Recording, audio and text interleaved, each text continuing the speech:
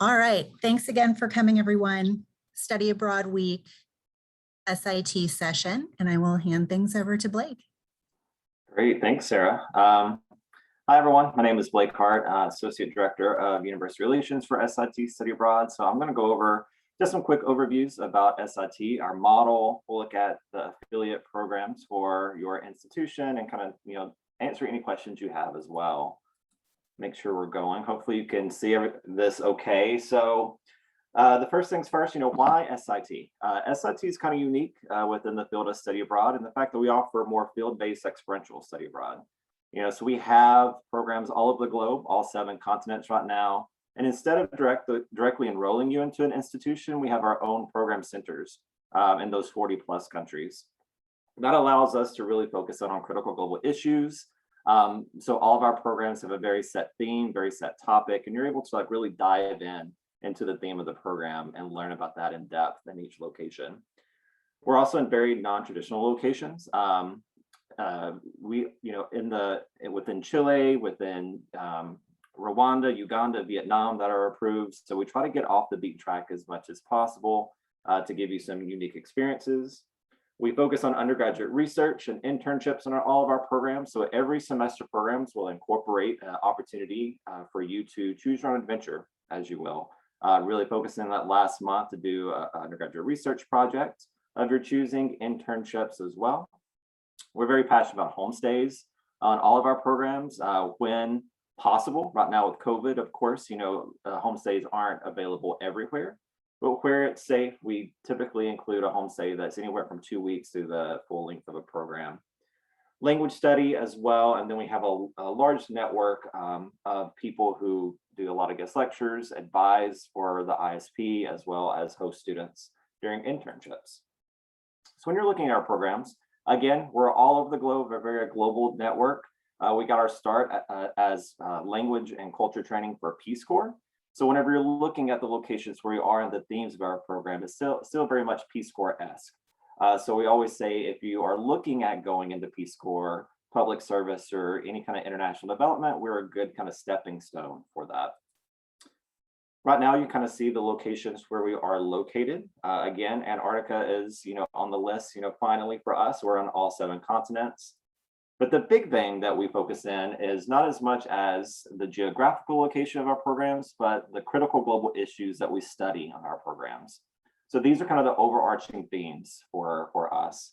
So the ones we have right now are climate and environment, which is one of our more popular programs, development and equality, education and social change, geopolitics and power, global health and well-being, identity and human resilience, and peace and justice.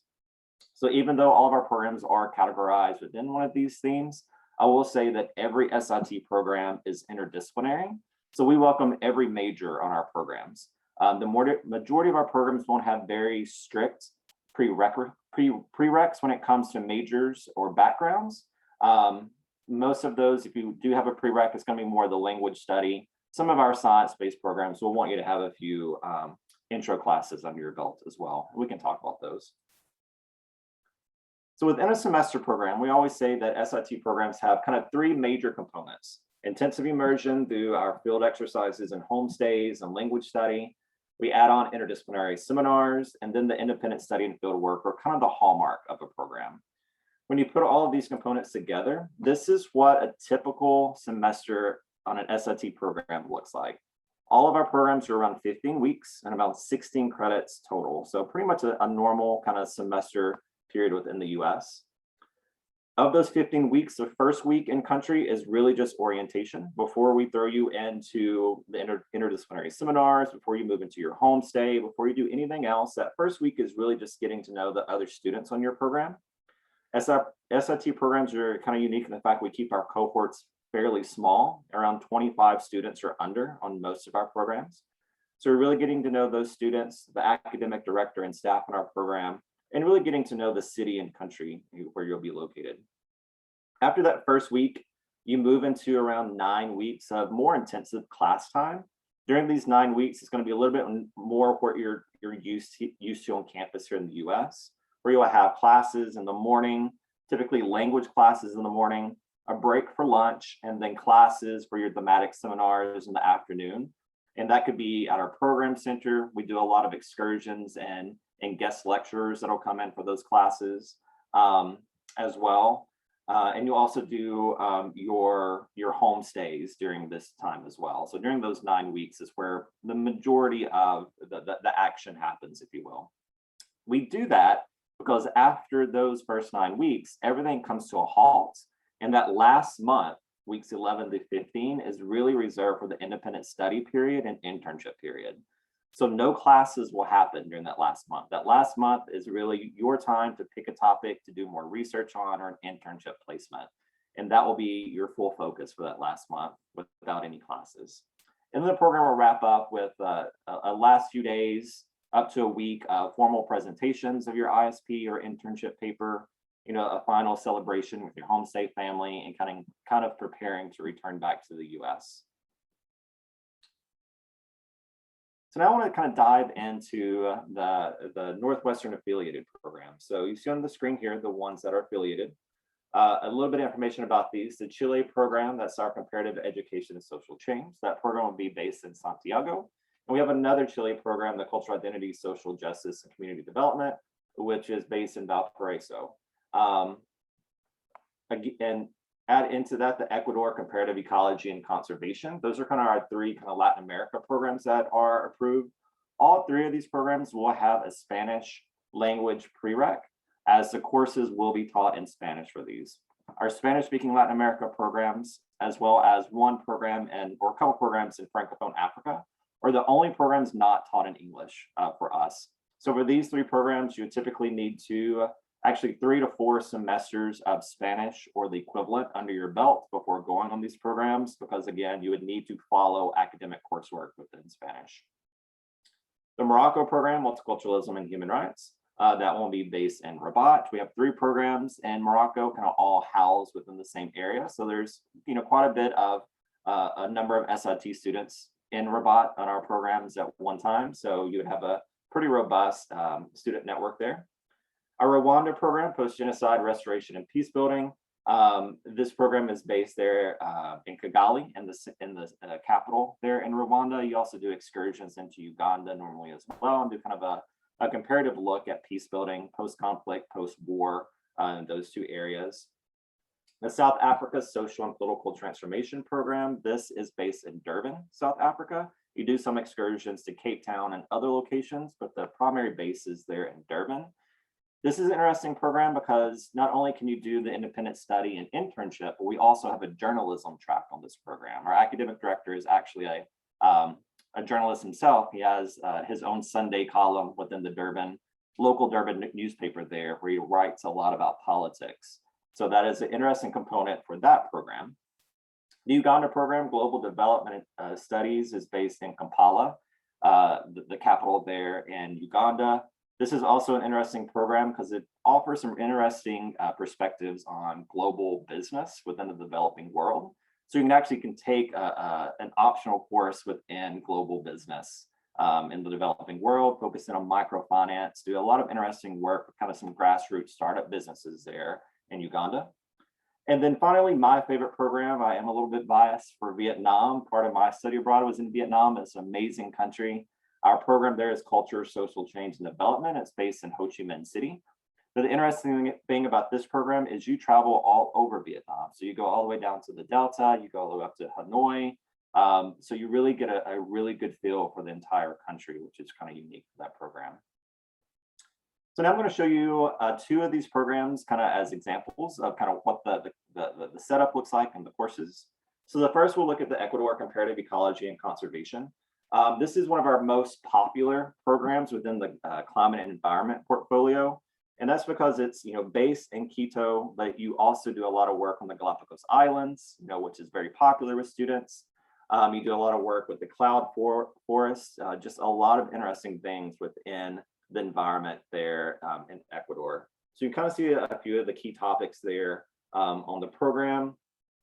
And then we'll look at a few of the sample ISPs. So for this program, as I mentioned, all programs, semester programs for SIT have 16 credits. And this is a typical breakdown of how the courses look.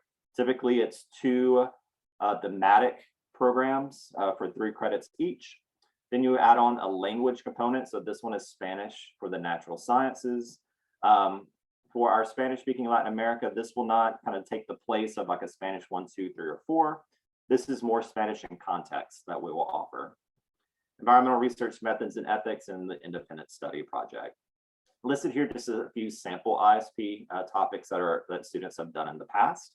This program is kind of unique in the fact that we have a lot of ongoing research projects that students can plug themselves into. But most of our programs, you can develop your own ISP topics, working with our academic directors as well. The second program I'm gonna kind of point out, of course, is gonna be the Vietnam program. Again, it's just a phenomenal program. It really is looking at culture, social change, and development. So it's one of those topics where you can really do a lot of things based on what your interests are, whether it's education, the arts, ecotourism, whatever your interests are, you can kind of do that on this program. So this program looks at ethnicity, gender and social change, economic reform and development. You will do Vietnamese on this program. And then this one has the option of independent study or internship. So I've listed there a few of the ISP topics that students have done, as well as the internship placements. I will kind of note here, a lot of our programs, like Vietnam, allows you to leave the program base to go to other locations within the country if it's safe and it makes sense with your topic or internship to do so. So a lot of students on this program will leave Ho Chi Minh City during the ISP internship period, return to the Delta to do work there, Hoi An, to Hanoi, to pretty much anywhere within Vietnam where it is safe and it makes sense to do their research. That's true for the majority of our programs, that you're not confined to the program base for the ISP period. If it is safe, it makes sense for you to go elsewhere within the country. And our academic directors work with you to see what makes sense for that. Very quickly, we also have tons of summer programs. We have a lot more than 22, but we have a lot of summer opportunities as well. Pretty much like our semester programs, just more condensed as for that, both traditional study abroad as well as internships. And this is just one that I wanted to point out to kind of see the difference between a semester and summer program. The summer programs kind of do the same format as far as like looking at a particular topic in depth, but the difference between the summer programs is it's typically only 6 to 9 credits. And most of these, the summers will not include a language requirement. Some will, but majority are taught in English. And there's no languages taught on the majority of our summer programs. And the majority of our programs also do not include independent study. A few do. Our Switzerland programs include independent study, a few field work, and we have some standalone internships as well for summer. Lastly, I do want to point out kind of the Capstone projects. As I mentioned earlier, the independent study is kind of the hallmark of an SIT program. Hopefully that is, what's drawing you to look at an SIT program as an opportunity. And that's because, you have the opportunity to really make the program your own. So during that ISP independent study period time, I always want to point out that while the majority of our students will choose a research-based ISP and write a 30 to 40 page research paper, that's not the only option during that time. Again, internships is an option for a lot of our programs, about 90% or so. But others, you can also do journalism, like on the Durban, South Africa program, journalism track there. You can do research, but you can also do creative ISPs. Even on non-arts based programs, you can do anywhere from, we've had students do podcasts, we've had students do creative writing, pretty much anything that you're interested in doing, you can do. Documentary films is very popular with our students as well. You can also do practicum-based ISPs. That's where kind of a good blend of a research project and an internship, where you can be based or placed within an organization with a research topic in mind, where you're gathering data through that placement. And finally, I want to say, we work with students to bring their research back. Whatever you're doing on program, we don't want it to just end there. So we work with you to, bring your research back, to use it towards honors senior thesis, Writing samples for graduate school. We have a lot of students who return back to the country where they studied as Fulbright students later on. Peace Corps and JET. We also co-sponsor an undergraduate research symposium at Notre Dame every February, and we provide travel stipends for students to go and present their research at that conference if you are selected to do so. And we also self-publish a lot of our ISB projects as well. So each semester, the academic directors select, 3 or 4 of the best research papers completed, and we work with you to publish those in our digital collections, which is really great that you can say that you are a published author of research. A few extra things. One thing that's very important to know is we have a full-time student health, safety, and well-being team based at our home base in Brattleboro, Vermont, as well as all over the US, that they are on call 24/7. So if something happens while you're abroad or even as you're getting ready, you can contact them at any time. We also have risk management and crisis protocols in place. So for each program, we have contingency plans. So if we have to move a program before it starts or even after it starts to another location, evacuate a program home, that is all set up and would be of no kind of extra charge to you. We also have student insurance and evacuation coverage for all students that is included with your tuition payment, so that it's nothing else out of pocket. The insurance we use is typically accepted up front, so which is kind of nice because usually insurance overseas, you have to pay up front and then file a claim. The insurance we use, typically you do not need to do that, which means no out-of-pocket expense to you in majority of cases. Student support and counseling, we have 2 remote counselors. Mental health counselors are available to you, again, free of cost throughout your entire time of the program. Disability services that can work with you on extra accommodations beforehand. And lastly, you'll see this big logo, the program protection plan.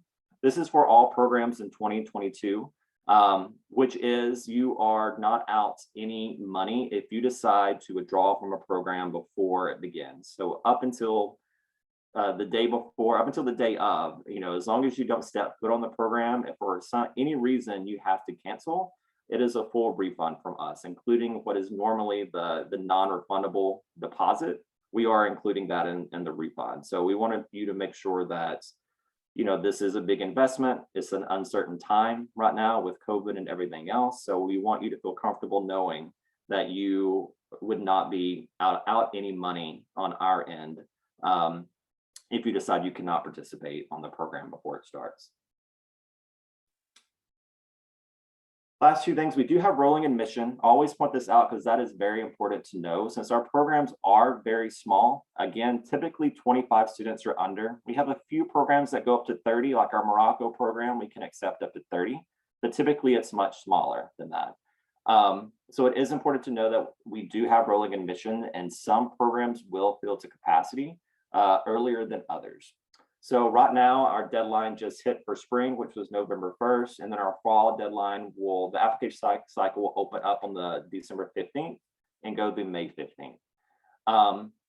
So always, keep an eye on our website. We always will make a status change on our program page. If you see a program that all of a sudden says filling fast, that means there's only a few spots remaining and you need to apply pretty quickly. Once programs fill to capacity, we start a wait list and we move students off the wait list if spots become available. So just keep an eye on that. And there's some programs that have earlier deadlines than others based off of visa constraints. Some visas takes a little bit more time, and we don't want to rush that process for you. So we have a little bit early deadlines for those.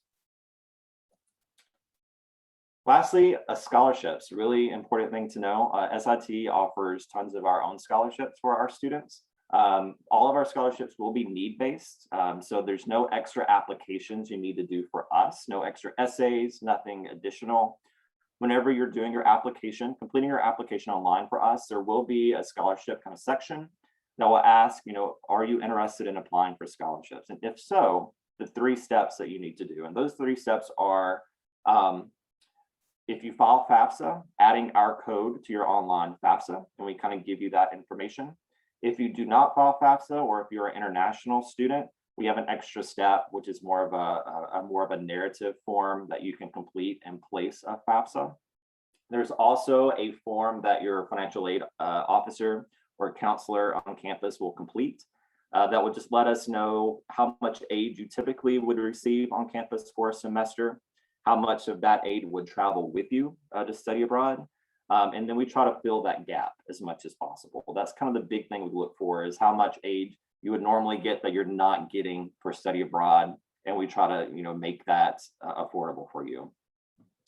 That also allows us to know if you receive a Pell Grant.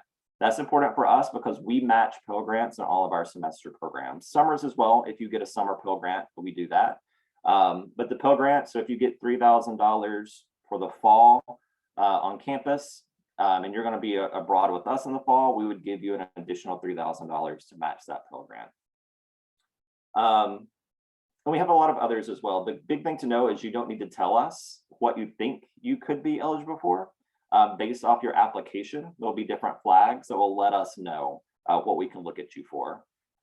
Things to know is typically for a semester program, you would max out at around $5,000 in aid from us, and that could be stacked. It can be a Pell Grant match, it can be one or two other scholarships.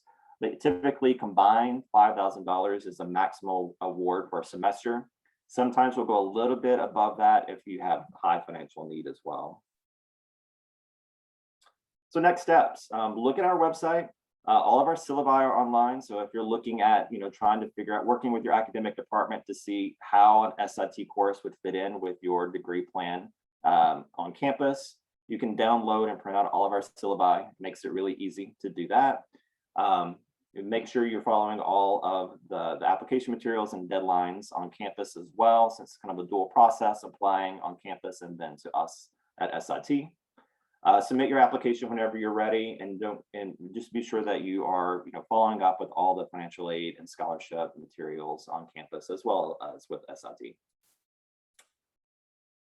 I will stop there, almost right on time at the 6:30 mark. Again, my name is Blake Hart, Associate Director for SIT. Your normal University Relations Manager, Megan McMillan, is also available. She wasn't able to come tonight, but she is a great resource as well that you can reach out to.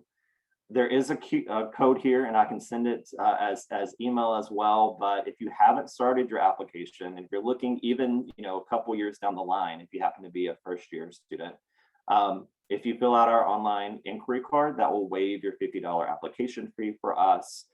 Again, even if it's 2 years or more down the line, if your email is in the system, you would automatically waive that $50 application fee. So I will stop there and see, if there's any questions. I see maybe there's a few things in the chat already. Let me stop sharing so we can see. Awesome. Thanks, Blake. Yeah. Yeah, so if anybody here has any questions for Blake, or any Northwestern specific questions that I might be able to answer, feel free.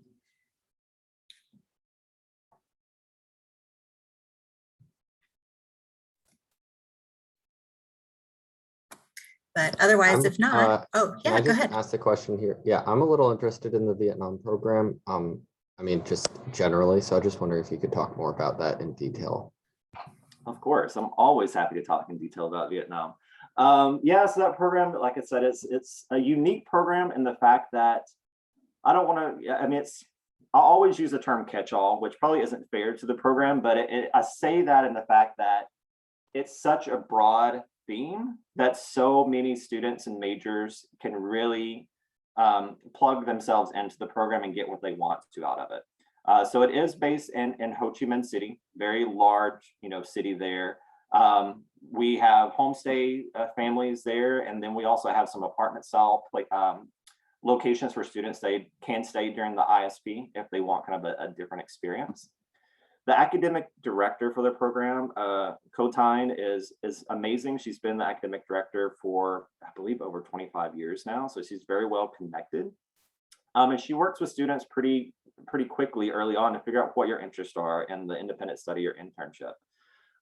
So really what she does, and what all of our academic directors do, is that first week on campus, they'll say, all right, let me know, what are your interests? What is it you want to get out of this program, especially during the ISP? And, typically students will have a very kind of broad topic they want to research or want to do at their internship. And then that gives her an idea to start, narrowing down the scope a little bit for you. So whenever I visited the program many years ago during the independent study period, there were students who had gone up to Hoi An, which is a beautiful kind of touristy location that did a lot of work in ecotourism there in Vietnam. We had some that were more looking at working within like the hospitality industry, and they did their independent study at a local kind of resort on the coast and looked at just the hospitality there in Vietnam. We had students who did their internships or research within local elementary schools that were really much more focused on education. But my favorite is the Vietnam program has an ongoing kind of community service learning activity down in the Delta, where they look at sustainable bio farming there with local farmers. And so they work with farms to create where they have like a piggery, where they have like, a place where they raise pigs, and from the pigs, they have a place where they capture the methane gas produced by the pigs, and so like these huge kind of balloons that they capture. And they use that methane gas to then like heat the farm. So they turn it kind of into electricity. And so they've taken this technology and kind of, how to build it, how to make it work, and like training the farmers. And each semester, the students go back, learn this process from some of the farms that started at the beginning. And then the students go and work with new kind of farmers to kind of, develop this as well. So it's kind of an ongoing process that the program has set up to continue to give back to local communities there. But again, they move around a lot. So I would say, the Vietnam program is kind of unique in the fact that they are very mobile. Even though you are based in Ho Chi Minh City, Co Thai, really takes you down to the Delta, to Hanoi, to Hoi An, to Sapa. So you really get to see the full view of Vietnam, its history, to where it is going now with crazy development from big cities down to the Delta. So it is, it's just a beautiful program. And I would say, Vietnamese is probably one of the harder languages that we teach on the program. But students really tend to love the Vietnamese class. I promise you, even no matter how many semesters you stay there, you're probably not going to move past like beginning Vietnamese, because it is just like a tonal language, unless you have a background in other tonal languages. But it is just a fascinating program that typically has pretty high reviews as well. Thanks.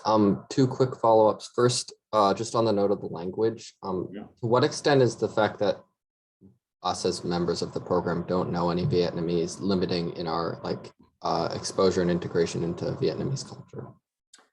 Yeah, I would say almost all students on the program will come in at the beginning level. Our Vietnamese program, we do have a lot of heritage students that come to the program who maybe have a little bit more intermediate, at least spoken, maybe not as much reading and writing.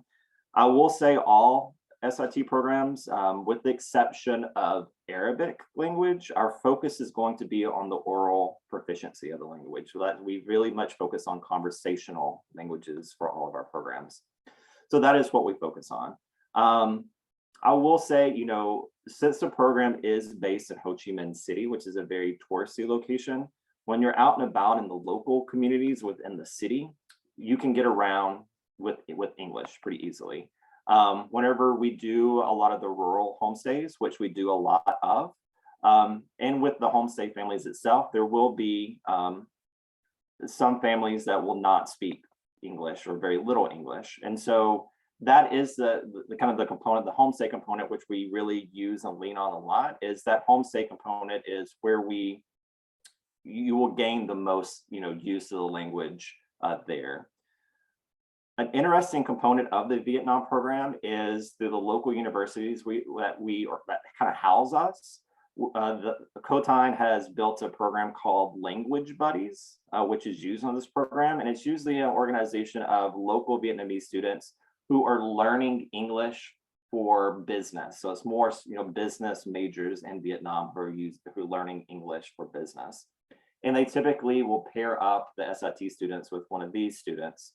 So you can learn culture and Vietnamese language from them, and they in turn can practice their English with the SIT students. And that's been very popular on the program. Thanks. That's a good answer. That helps answer some of that. Also, the other question, I know, well, I didn't do an SIT program, but I did another program through World of Learning in high school. And it was very touristy, like pretty much it was. So, I mean, that's not necessarily a bad thing. I'm just curious what the balance is between coursework, internship, service, cultural immersion, and the touristy side of things. Yeah, I would say with SIT, we're probably much less touristy than a lot of organizations. We try to be as more, hands-on with the learning in general. Like, we always say, since we are experiential, we get you out of the classroom a lot. So I would say how it's built up, again, that first kind of 12 weeks is going to be a little bit more classroom experience. But even within the classrooms, you're going to do tons of excursions. But I would say, the majority of our excursions are more connected with the coursework and the topic of the program. You will do some touristy things, of course, to kind of get out and kind of see, Vietnam. But I would say most of our excursions are not going to be just a touristy event. It's going to be, a learning activity with that. Wherever you're going, you're going to have classes and learning activities along the way.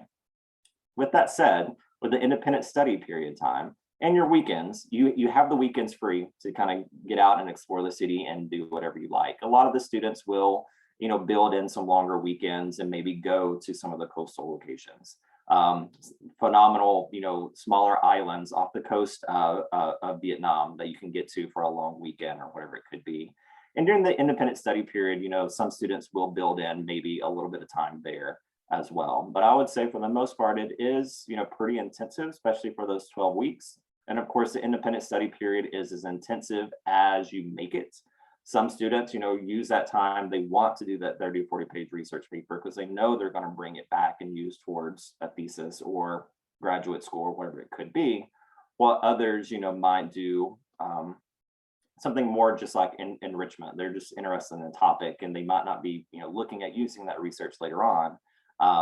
So it might not be as intensive for some or others. It's, again, choose your own adventure as making it as, as intensive and in-depth as your interests are. All right, thank you so much. Have a good rest of your day. You as well.